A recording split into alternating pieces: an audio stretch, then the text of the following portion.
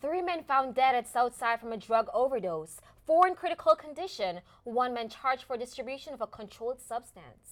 Last month marked the one-year anniversary of Mac Miller's death. We'll show you how Pittsburghers are honoring his legacy. And a group of young voices rallied together to participate in the national climate strike earlier last month.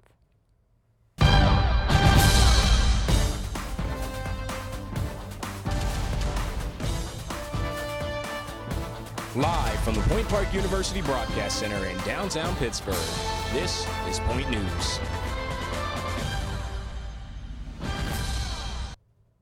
Good afternoon. Welcome to Point News. I'm Monet Finley. And I'm Kimberly Keggy. Our top story this afternoon. Two members of Pennsylvania's House of Representatives are circulating a bill that will allow college athletes to sign endorsement deals. Representative Dan Miller and Ed Gainey are waiting for bipartisan support before introducing the bill, which they call the Fair Pay to Play Act. The proposal is similar to a bill signed in California earlier this week. Federal charges have been filed after three men were found dead and four hospitalized from drug overdoses in Pittsburgh's Southside late last month. The four surviving victims were hospitalized at UPMC Mercy. One was in critical condition and the other three were upgraded to stable. Peter Rainey Sanchez Montevello was arrested and charged with the possession of intent to distribute and distribution of a controlled substance, causing death and serious bodily injury. According to the police department, they remind the public not to use drugs. The department said, quote, "Simply put, you do not know what's in that drug."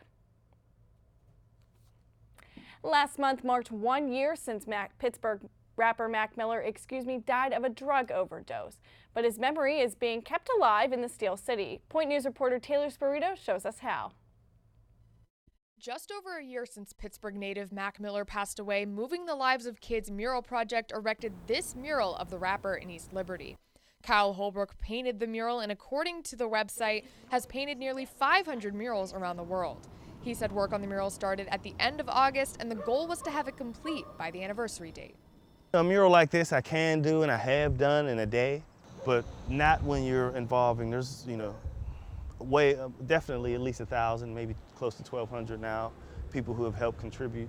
A criminal complaint by the United States Justice Department states that Cameron Pettit was charged in connection to Mac's death. Holbrook says instead of focusing on Mac's passing, he wants to remember his life. That's why he painted the mural in East Liberty, next to the only mural Mac painted when he was part of the MLK mural project in 2008. If there's going to be a mural in Pittsburgh, why not have it be a mural next to the only mural he did in life?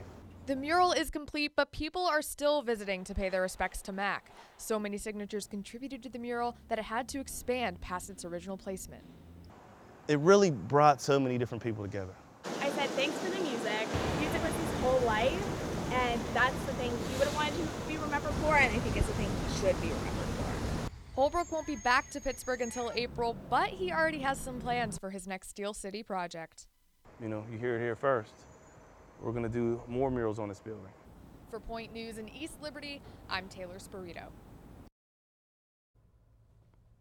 A former Point Park University coach is now suing the university. Kelly Parsley filed a lawsuit earlier this month claiming that he was discriminated against for his sexual orientation and experienced harassing conduct from other employees. In the lawsuit, Parsley, who is gay, says Dean of Students Keith Palo and a freshman athlete schemed to have him fired. A spokesperson for the university released a statement saying the school is aware of the lawsuit and is responding to it in the appropriate fashion. The spokesperson offered no further comment.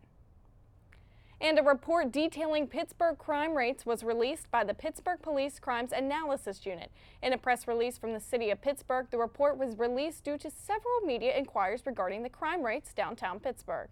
In a year-to-date comparison of crime from 2014 to 2019, the total rate of crime is down 5% in 2019 compared to the average amount of crimes committed per year.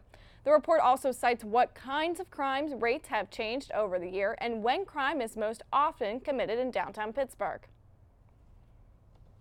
And Pittsburgh gets an F for air quality. And the state of the air could be impacting the state of your health. Point News reporter Sarah Gibson gets reaction to the results of this new grade.